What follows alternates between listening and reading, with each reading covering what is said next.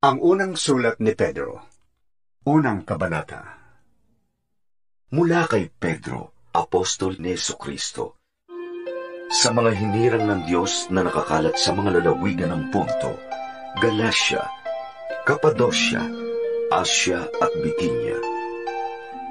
Kayo'y pinili ng Diyos Ama ayon sa kanyang kaalaman sa mulat mula pa at ginawang banal ng Espiritu Santo upang maging masunurin kay Jesucristo at maging malinis sa pamamagitan ng kanyang dugo.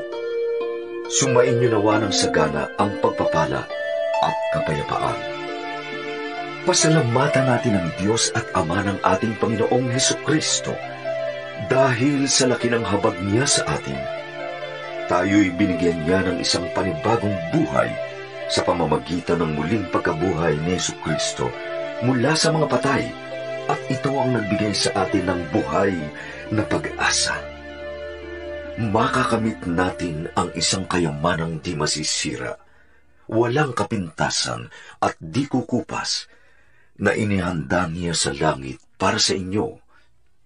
Sapagkat kayo'y nanalig, iingatan kayo ng kapangyarihan ng Diyos habang hinihintay ninyo ang kaligtasang niyan na ihahayag sa katapusan ng panahon. Ito'y dapat ninyong ikagalak kahit na maaaring magdanas muna kayo ng iba't ibang pagsubok sa loob ng maikling panahon. Ang gintong nasisira ay pinaparaan sa apoy upang malaman kung talagang talisay. Gayon din naman, ang inyong pananampalataya na higit na mahalaga kaysa ginto ay pinaparaan sa pagsubok upang malaman kung talagang tapat. Sa gayon kayo'y papupurihan, dadakilain at pararangalan sa araw ng mahayag si Jesucristo. Hindi ninyo siya nakita kailanman, ngunit siya'y inibig na ninyo. Hindi pa rin ninyo siya nakikita hanggang ngayon, ngunit nananalig na kayo sa Kanya. Dahil dito'y nag-uumapaw na sa inyong puso ang kagalakan di kayang ilarawan sa salita, sapagkat tinatanggap na ninyo ang bunga ng inyong pananampalataya, ang inyong kaligtasan. Tungkol sa kaligtasan ito, masusing nagsiyasat at nagsuri ang mga propetang nagpahayag tungkol sa kaloob na nakalaan sa inyo. Sinuri nila kung kailan at paano ito mangyayari. Ang panahong ito ang tinutukoy ng Espiritu ni Kristo na nasa kanila ng unang ipahayag nito, ang hirap na titiisin ni Kristo at ang karangalang tatamuhin niya. Nang kanilang ipahayag ang mga katotohanan ito, ipinaunawa sa kanila ng Diyos na ang ginagawa nila ay para sa inyo at hindi para sa kanila. Ang mga katotohanan ito'y narinig ninyo ngayon sa mga nangangaral ng magandang balita ng Diyos sa kapangyarihan ng Espiritu Santo na sinugo sa kanila mula sa langit. Maging ang mga anghel sa langit ay nanabik na maunawaan ang mga katotohanan ito. Kaya nga, ihanda ninyo ang inyong mga isipan para sa dapat ninyong gawin. Maging mahinahon kayo at lubos na umasa sa pagpapalang tatamuhin ninyo kapag nahayag na si Jesucristo. Bilang masunuring mga anak, huwag kayong umayon sa masasamang nasa tulad ng ginagawa ninyo noong kayo'y wala pang tunay na pagkaunawa. Dahil ang Diyos na pumili sa inyo ay banal, dapat din kayong magpakabanal sa lahat ng inyong ginagawa, sapagkat nasusulat, magpakabanal kayo, sapagkat ako'y banal. Walang itinatangi ang Diyos. Pinapahalagahan niya ang bawat isa ayon sa mga ginawa nito. At dahil tinatawag ninyo siyang Ama, igalang ninyo siya habang kayo'y nabubuhay. Alam ninyo kung ano ang ipinagtubos sa inyo sa walang kabuluhang pamumuhay na inyong minana sa inyong mga magulang. Ang ipinagtubos sa inyo'y hindi ang mga bagay na nasisira o nauubos, tulad ng ginto o pilak, kundi ang mahalagang dugo ni Kristo. Siya Siya ang korderong walang batik at kapintasan. Pinili na siya ng Diyos sa gawain ito bago pa nilikha ang daigdig. At ipinahayag siya alang-alang sa inyo bago sumapit ang katapusan ng mga panahon. Dahil kay Kristo, nanalig kayo sa Diyos na sa Kanya'y muling bumuhay at nagparangal. Kaya't ang inyong pananampalataya at pag-asa ay nasa Diyos. Ngayong malinis na kayo dahil sa inyong pagsunod sa katotohanan at nag-ahari na sa inyo ang tapat na pag-iibigan bilang magkakapatid, naway maging maalab at taos sa puso ang inyong pagmamahalan. Sapagkat muli kayong isinilang, hindi sa pamamagitan ng taong may kamatayan, kundi sa bisa ng buhay at di nagbabagong salita ng Diyos. Ayon sa kasulatan, ang lahat ng tao ay gaya ng damo, gaya ng bulaklak nito ang lahat niyang kariktan. Ang damo ay natutuyo at nalalanda naman ang bulaklak. Ngunit ang salita ng Panginoon ay mamamalagi kailanman. At ang salitang ito, ang magandang balitang ipinangaral sa inyo. Ikalawang kabanata. Kaya nga, talikuran na ninyo ang lahat ng kasamaan, ang lahat ng pandaraya, pagkukunwari, pagkainggit, at paninirang puri. Gaya ng sanggol, kayo'y manabik sa dalisay na gatas na espiritual upang umunlad kayo sa pananampalataya hanggang makamtan ninyo ang ganap na kaligtasan. Sapagkat sinasabi sa kasulatan, naranasan na ninyo ang kabutihan ng Panginoon. Lumapit kayo sa Kanya. Siya ang batong buhay na itinakwil ng mga tao, ngunit pinili ng Diyos at mahalaga sa Kanyang paningin. Tulad ng mga batong buhay, maging bahagi kayo ng isang templong espiritual at bilang pari, mag-alay kayo sa Diyos ng mga handog na espiritual na kalugod-lugod sa Kanya alang-alang kay Jesucristo. Sapagkat sinasabi ng kasulatan, masdan ninyo, itinayo ko sa Sion ang isang batong panulukan, pinili at mahalaga, hindi mapapahiya ang sinumang nananalig sa Kanya. Kaya nga, mahalaga siya sa inyong mga nananalig sa Kanya. Ngunit sa mga walang pananalig, matutupad ang nasa kasulatan. Ang batong itinakwil ng mga tagapagtayo ay siyang naging batong panulukan at batong katitisuran ng mga tao, batong ikadadapa nila. Natisod sila sapagkat hindi sila sumunod sa salita ng Diyos. Ganoon ang nakatakda para sa kanila. Ngunit kayo ay isang lahing pinili, mga pari ng hari, isang bansang banal. Pinili kayo ng Diyos upang maging Kanya at magpahayag ng mga kahangahangang ginawa niya. Siya ang tumawag sa inyo mula sa kadiliman at nagdala sa inyo sa Kanyang kahangahangang kaliwanagan. Dati-rati, kayo'y hindi bayan ng Diyos, ngunit ngayon, kayo'y bayang hiniram niya. Noon, pinagkaitan kayo ng habag. Ngunit ngayoy tinatanggap na ninyo ang Kanyang awa. Mga minamahal, nakikiusap ako sa inyo bilang mga dayuhang pansamantalang naninirahan sa daigdig na ito. Talikdan na ninyo ang masasamang hilig ng katawan na naghihimagsik laban sa inyong kaluluwa.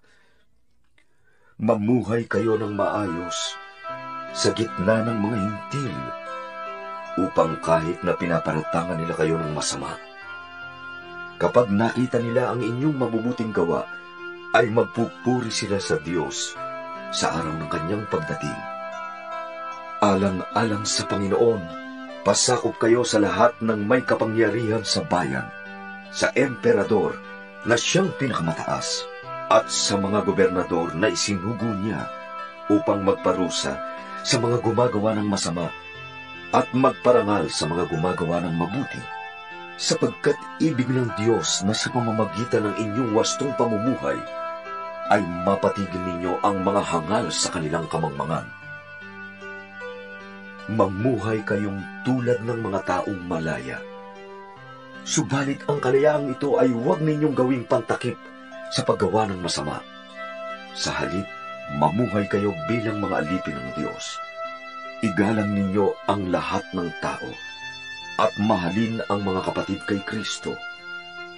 Mamuhay kayo ng may takot sa Diyos at may paggalang sa emperador. Mga alipin, magpasakop kayo sa inyong mga amo at igalang ninyo sila, hindi lamang ang mababait kundi pati ang malulupit, sapagkat kapuri-puri ang nagtitiis ng parusa kahit walang kasalanan, bilang pagsang-ayon sa kalooban ng Diyos. May pagmamalaki ba ang magtiis ng parusa kung ito ay dahil sa paggawa ng masama? Hindi. Ngunit kung magtiis kayo ng hirap sa kabila ng paggawa ninyo ng mabuti, pagpapalain kayo ng Diyos. Ang pagtitiis ng hirap ay bahagi ng pagkatawag sa inyo ng Diyos, sapagkat nang si Kristo ay magtiis para sa inyo, binigyan niya kayo ng halimbawang dapat tularan. Hindi siya gumawa ng anumang kasalanan o nagsinungaling kailanman. Nang siya'y insultuhin, hindi siya gumanti. Nang siya'y pahirapan, hindi siya nagbanta. Sa halip, nanalig siya sa Diyos na makatarungan. Sa kanyang pagkamatay sa krus, dinala niya ang bigat ng ating mga kasalanan upang tayo'y mamatay na sa kasalanan at mamuhay ayon sa kalooban ng Diyos. Kayo'y gumaling sa pamamagitan ng kanyang mga sugat. Kayo ay gaya ng mga tupang naligaw, ngunit tinipon kayong muli ng pastol at tagapag-alaga ng inyong mga kaluluwa. Ikatlong kabanata. Kayo namang mga babae, pasakop kayo sa inyong asawa, at kung mayroon sa kanila na hindi pa naniniwala sa salita ng Diyos, mahihikayat din silang sumampalataya dahil sa inyong magandang asal. Hindi na kayo kailangang magpaliwanag pa sa kanila. Sapat nang makita nila ang inyong makadiyos at malinis na pamumuhay. Ang inyong ganda ay huwag maging panlabas tulad ng pag-aayos ng buhok at pagsusuot ng mga gintong alahas at mamahaling damit. Sa halip, pagyamanin ninyo ang gandang nakatago sa puso, ang gandang walang kupas na likha ng maamo at mapayapang diwa na lubhang mahalaga sa mata ng Diyos. Iyan ang kagandahang ipinakita ng mga banal na babae noong unang panahon. Sila'y umasa sa Diyos at nagpasakop sa kanilang mga asawa.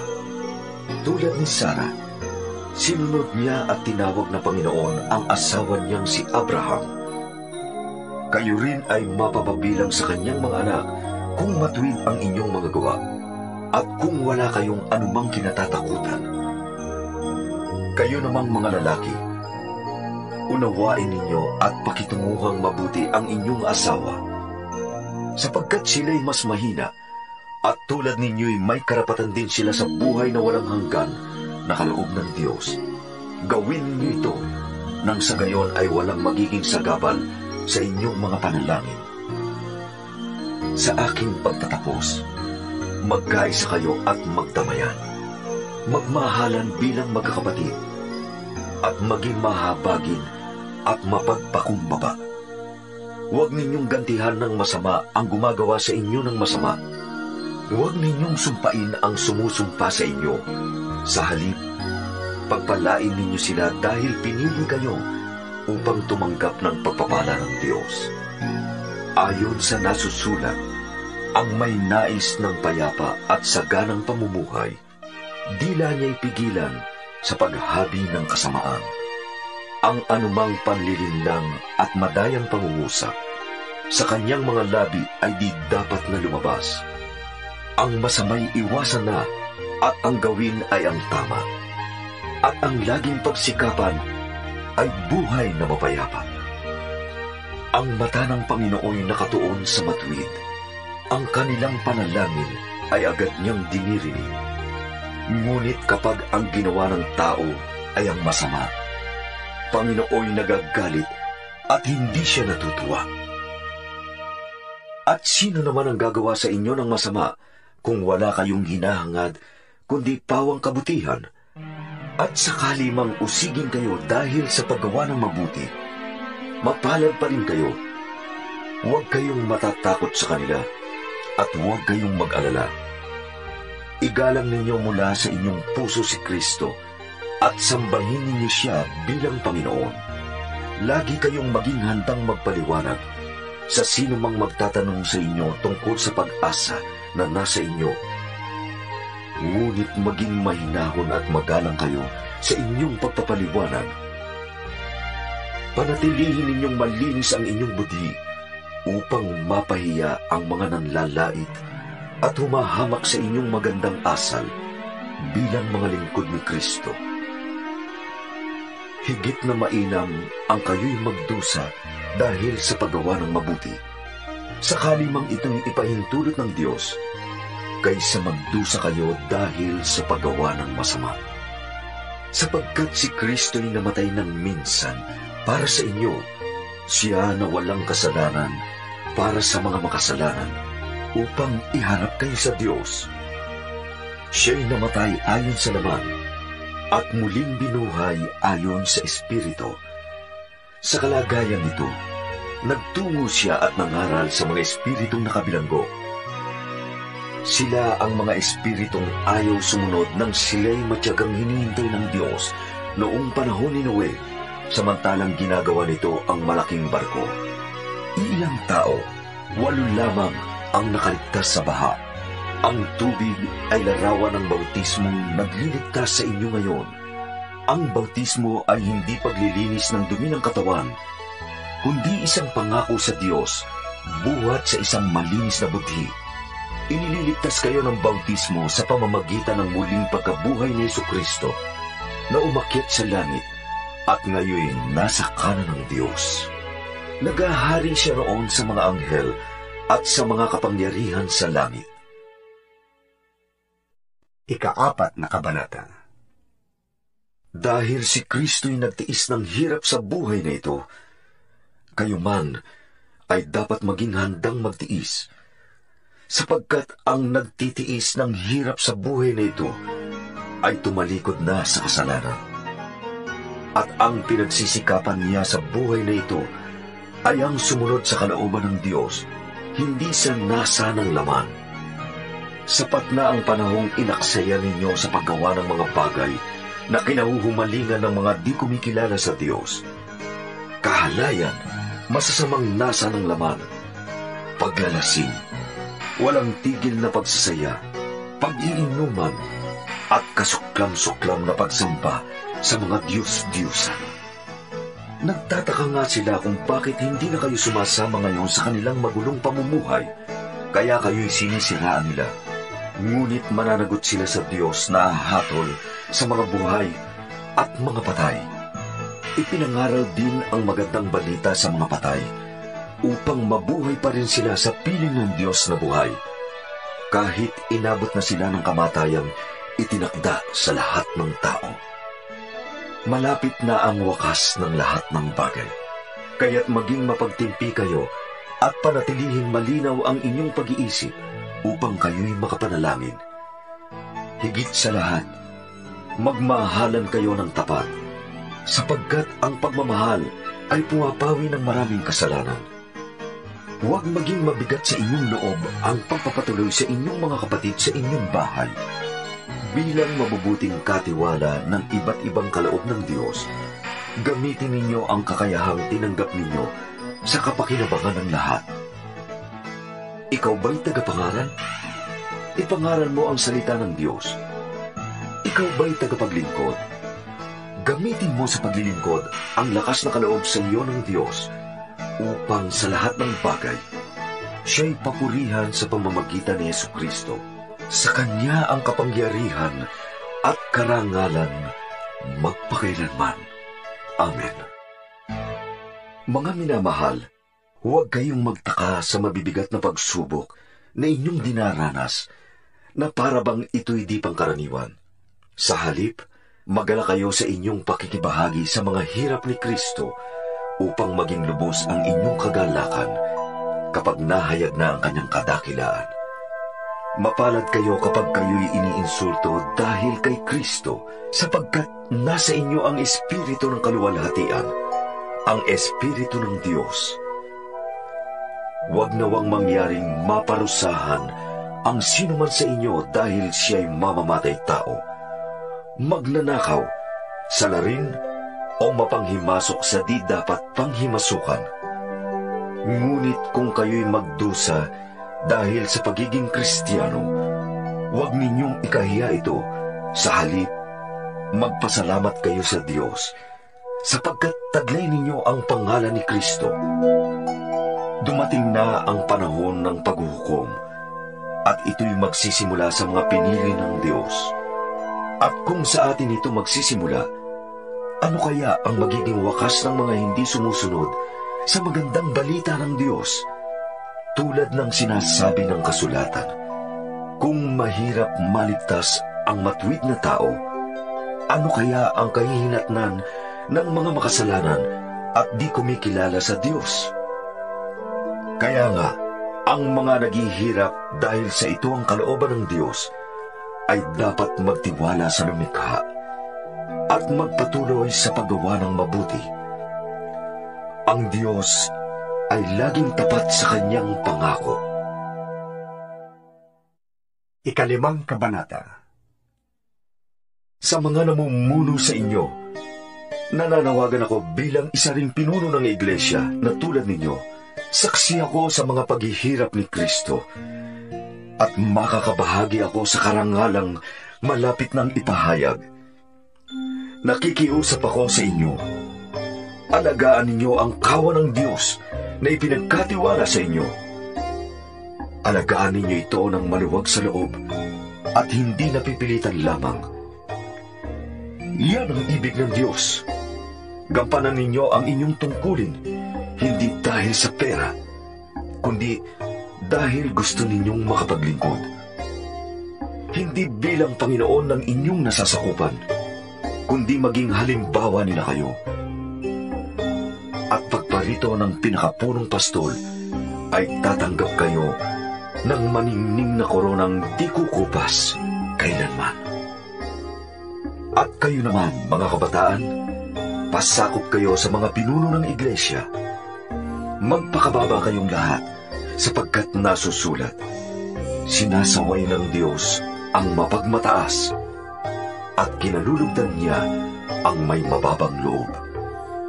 Kaya nga, pasakop kayo sa kapangyarihan ng Diyos at dadakilain niya kayo pagdating ng takdang panahon. Ipagkatiwala ninyo sa Kanya ang inyong mga alalahanin sa buhay, sapagkat Siya ay nagmamalasakit sa inyo. Maging handa kayo at magbantay. Ang diablo na kaaway ninyo ay parang leong umaatungal at aali-aligid na naghahanap ng masisila. Labanan ninyo siya at magpakatatag kayo sa inyong pananalig sa Diyos. Tulad ng alam ninyo, hindi lamang kayo ang nagtitiis ng ganitong kahirapan, kundi pati ang inyong mga kapatid sa buong daigdig. Pagkatapos ninyong magtiis sa loob ng maikling panahon, ang Diyos na siyang pinanggagalingan ng lahat ng pagpapala, ang siyang magbibigay sa inyo ng kaganapan, katatagan, at lakas ng loob, at isang pundasyong di matitinag.